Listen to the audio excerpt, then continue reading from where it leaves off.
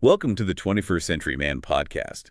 We're diving deep again, this time into Chapter 15 of the 21st Century Man. It's called The Alzheimer's Tsunami, which really tells you something about the seriousness of the topic. It definitely does. It's a powerful title for a really important chapter. Dr. Brandeis and Michael Abbasi and the authors, they really lay out the landscape of this challenge very clearly. They do. Yeah. And it kicks off with this anonymous quote, just really simple but hits hard. I can still hold my dad's hand, but I miss him every day. Wow. Yeah, that just, it gets right through all the clinical stuff, doesn't it? Reminds you immediately of the human side, the families involved. Exactly, the emotional weight. And then from there, the chapter pivots beautifully into the brain itself, this incredible organ we often take for granted. Right, and they share some pretty amazing facts to get us grounded in just how complex and vital it is. Okay, yeah, let's get into those. So it's about 3 pounds, maybe 2% of our body weight, give or take. Pretty small, relatively speaking. But get this, it uses around 20% of all the oxygen and nutrients we take in. 20%. It's an energy hog, basically. And the book even says in extreme situations like, really intense stress or cold, it could be almost half. Half. That's mind-blowing. It really drives home how much it needs that constant fuel supply. Exactly. Which leads into the discussion about glucose being the main fuel and what happens with insulin resistance in the brain, which is devastating. Right, and the backup plan, ketones. Yeah, the liver can produce ketone bodies from fat breakdown if glucose isn't available. It's like the brain's emergency generator, kind of. A clever bit of biological engineering. And speaking of fat, this surprised me. The brain is over 60% fat. Yeah, mostly fat. Which makes sense then why the type of fat matters so much. Those omega-3s and omega-6s we hear about. The chapter says they're crucial for cell wall stability, keeping things working smoothly, and also for reducing inflammation. So the fat you eat literally builds your brain structure. Precisely. They're not just passive padding, they're active components. Then you've got the neurons, the actual nerve cells, about 100 billion of them. 100 billion, that number's hard to even comprehend. And that's only about 10% of the brain tissue. Gives you an idea of all the other supporting cells and structures packed in there. Just staggering complexity. The chapter also maps out brain development like it triples in size the first year. Amazing growth spurt. Continues growing until maybe 18, fully mature around 25. But still developing into our late 40s. Yeah, that extended development window is probably why it's so adaptable. That neuroplasticity concept that the brain keeps changing and learning. Like a muscle, keep using it. Exactly. But then reality bites. The chapter mentions that around age 50, some shrinkage can begin. Ah, okay. And then the statistics on cognitive impairment, they get pretty serious. They do. For the 60 to 74 age group, it's maybe 3% to 10% experiencing some issues. Okay. Then 75 to 84, it jumps to about 17%. 17%. Wow. And for 85 plus, it's almost a third, 32%. Really shows the age correlation. Yeah, it makes it crystal clear why focusing on brain health throughout life is so important, especially with all the environmental and lifestyle stuff we're exposed to. Absolutely. The core message is clear. Optimizing overall health is optimizing brain health. They're inseparable. So let's really dive into the main discussion now, starting with defining dementia. The book is clear it's not just one thing. Right. It's an umbrella term, not a specific disease. It describes a decline in memory, communication, thinking skills, severe enough that it actually interferes with your daily life. And it's caused by damage to brain cells. Damage to the neurons and their connections, yeah. Something interrupts that intricate network. Okay, and Alzheimer's disease is the most common cause under that umbrella. Yeah, the book states it accounts for about 60% of dementia cases in older adults. That's the big one. 60%. And the next most common? Vascular dementia. That's related to blood flow problems in the brain. Like strokes or mini strokes, that kind of thing. Exactly. Damage from plaque buildup in arteries or blood clots, anything that restricts that vital oxygen and nutrient supply to brain cells. Got it. And the sheer impact of Alzheimer's. The book says it's now the 6th leading cause of death in the U.S. 6th leading cause, yeah. And affecting over 5 million Americans. That's a huge number. Just staggering. A major public health crisis. And unfortunately projected to grow. The chapter then kind of shifts to the symptoms, starting with what might seem like minor memory stuff. Yeah, things we all do sometimes, being late, losing keys, forgetting an appointment, normal life, right? To a point. But then it introduces mild cognitive impairment, MCI. This is sort of an in-between stage. Between normal aging and full dementia. Exactly. Affects maybe 20% of people over 65. The key is the decline is noticeable, either to the person or people close to them. And it's not just memory. No, often short-term memory loss is prominent, but it can also impair other mental skills. And interestingly, personality and mood changes can happen too, like more irritability, anxiety, depression, sometimes even aggression or apathy. Okay, so it's a cluster of changes. And it impacts things like judgment, problem solving. Right. Handling complex tasks gets harder. And importantly, having MCI does significantly increase the risk of developing Alzheimer's or another dementia down the road. That's a crucial point. It's a major warning sign. It is. And the chapter notes something really important here. At the time of writing, there were no FDA-approved drugs specifically for MCI. Really. Not even the Alzheimer's drugs. Nope, those haven't shown long-term benefit for MCI specifically, which really highlights why the prevention and optimization strategies discussed later are so vital. And it sets up Chapter 16 nicely, which apparently talks about emerging research on potentially reversing MCI. Yeah, that's the teaser. Very helpful stuff to look forward to. But sticking with Chapter 15, after MCI, it describes full-blown dementia. Which is more severe memory loss, plus decline in at least one other area, like language or reasoning. Correct. And the key differentiator is that this level of decline significantly interferes with daily activities, often leading to a loss of independence. And the book mentions that often the person with dementia isn't aware of their memory loss. That's right. That lack of insight or anosognosia is common and can make diagnosis tricky. Families often notice first. I can imagine. So what other intellectual changes does the book list for dementia? Well, forgetfulness is usually the first flag. Difficulty retaining new information, getting lost in familiar places. Yeah. That must be terrifying. Yeah. And difficulty with complex tasks, like managing finances. Right. And then there's this term, loss of executive function. Can you unpack that a bit? Sure. Executive function is basically our brain CEO. It's planning, organizing, managing time, making decisions, problem solving, shifting focus, all those higher level skills we need for everyday life. Okay, so dementia really impacts that ability to manage things. Definitely. The chapter also mentions less adaptability, communication problems, issues with visual perception or spatial awareness, even balance and coordination can be affected.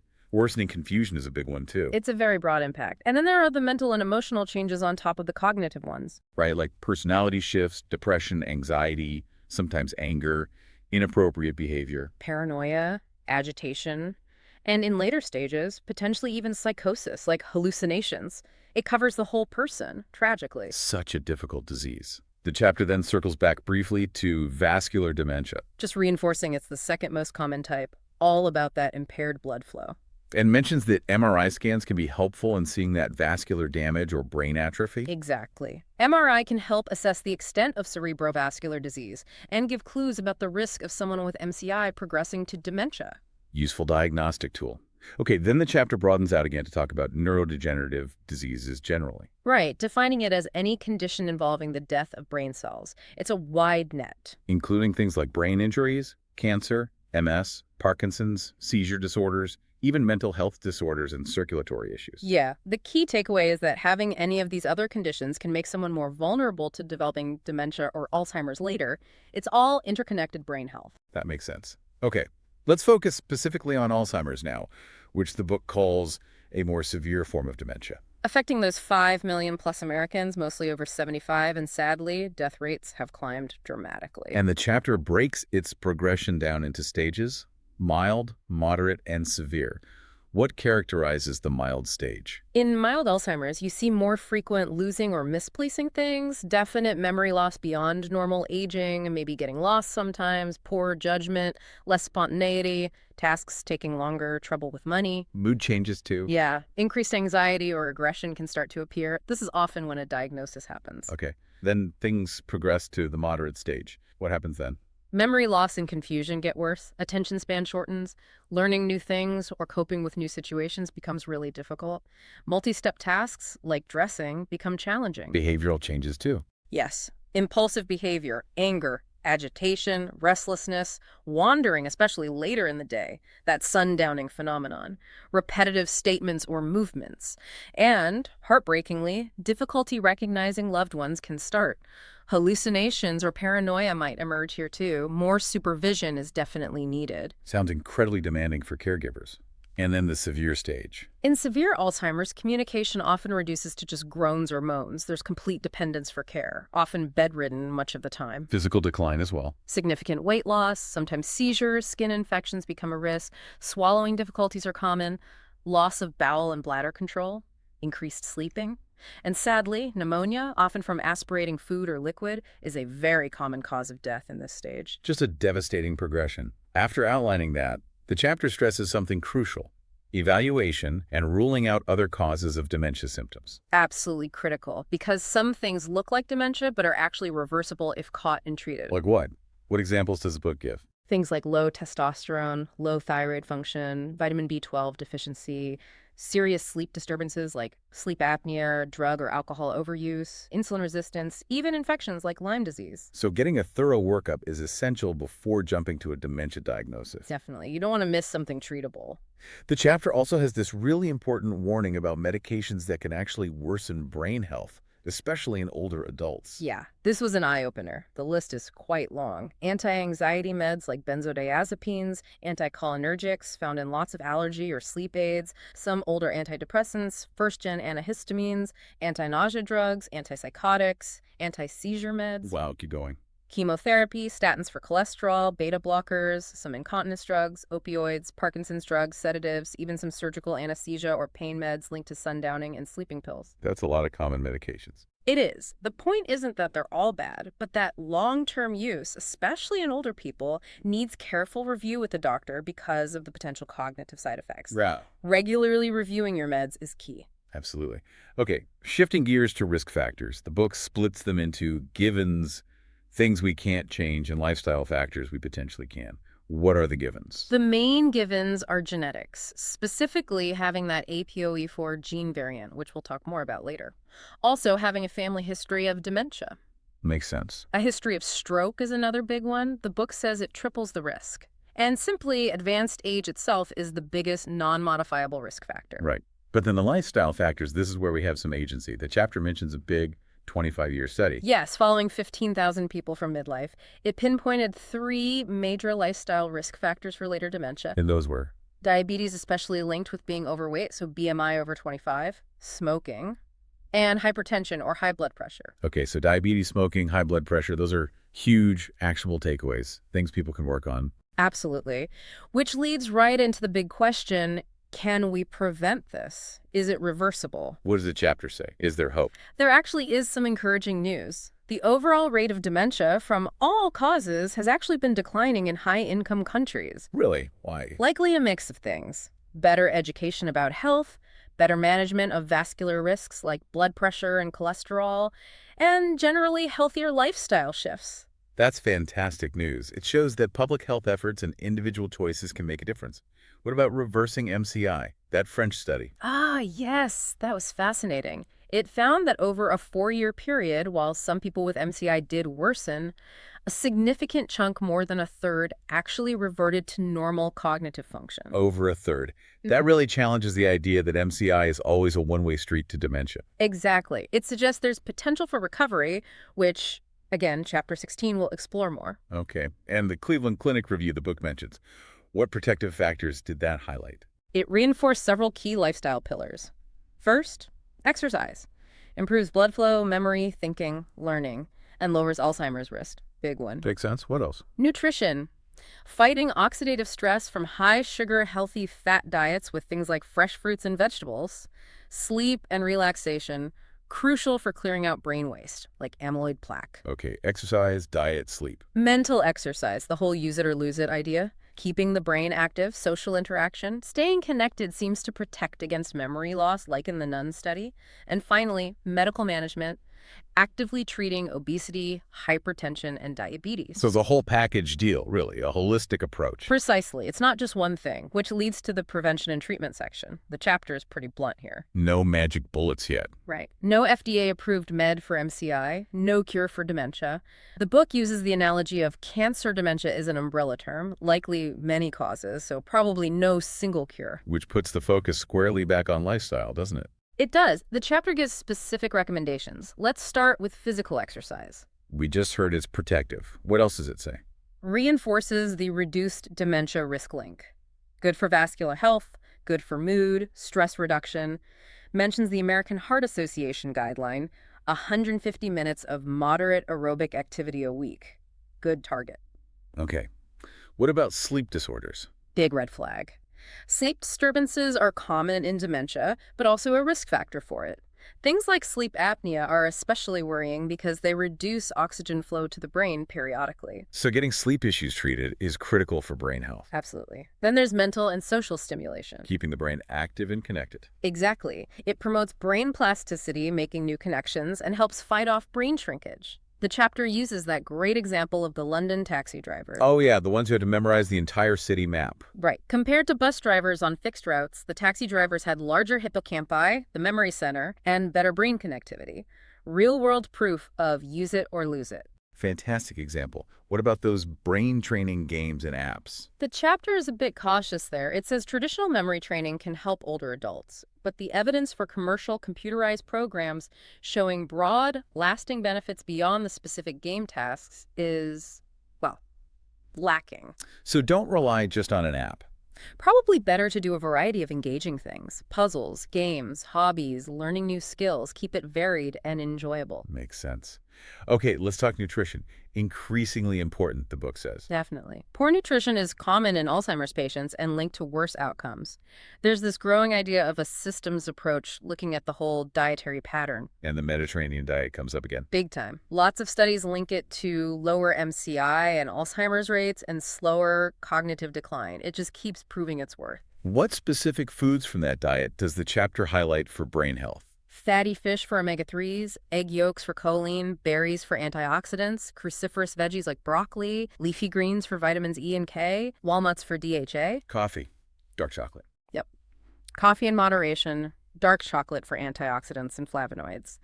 But it also wisely adds a note about listening to your own body. Individual sensitivities matter. Good point. What about just taking vitamin supplements? Can you pop a pill to prevent dementia?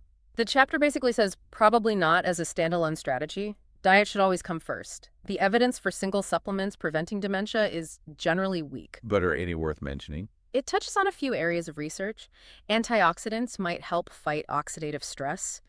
B, vitamins B6, folate, B12 help manage homocysteine levels, which is linked to risk. Vitamin D deficiency is linked to cognitive issues, maybe modest benefit from supplements if deficient, but test first. Flavonoids in berries might slow decline.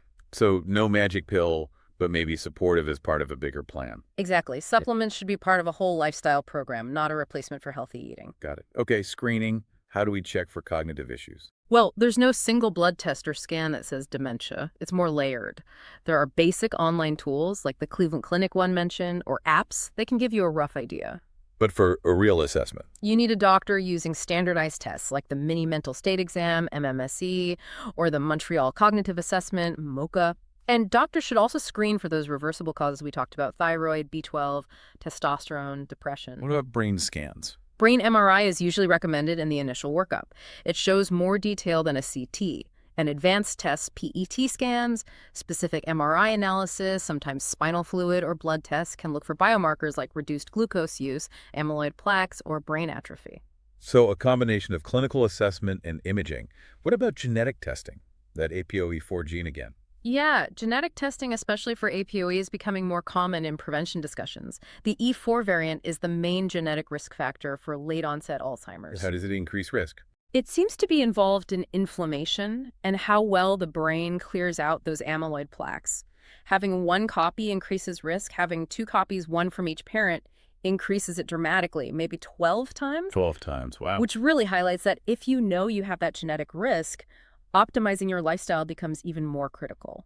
Genetics isn't destiny, but it can load the gun, lifestyle pulls the trigger or doesn't. Powerful way to put it. Yeah. Now, the chapter has a really important warning section. Well, Caveat emptor, buyer beware, especially regarding supplements. yes. This is so important. The brain health market is full of questionable products. The book uses Prevagen as a key example. The one advertised everywhere for memory. That's the one. The chapter points out FDA warnings about their claims, FTC charges for false advertising, criticisms of their supporting studies, basically a textbook case of marketing hype potentially outweighing solid science. So the message is, be super skeptical of miracle cures.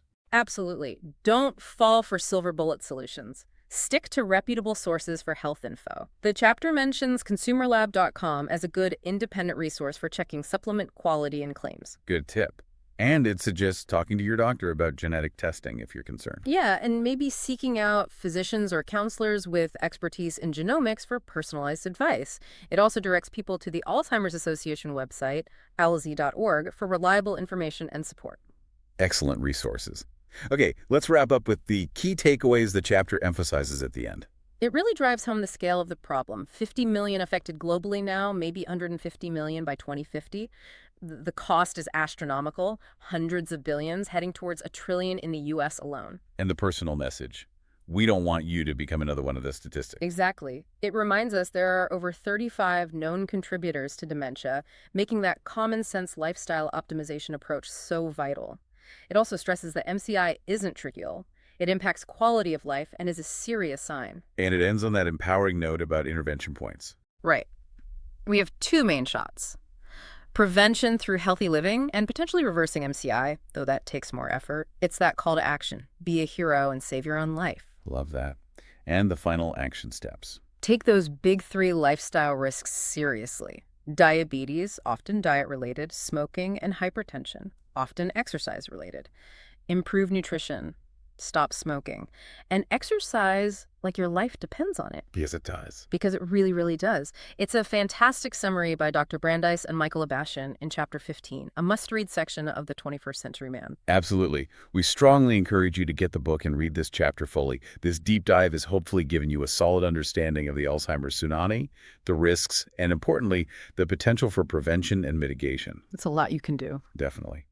Please join us next time as we continue our journey through the 21st Century Man with a deep dive into Chapter 16, Reversing Early Dementia. We'll explore those emerging strategies we hinted at today. See you then.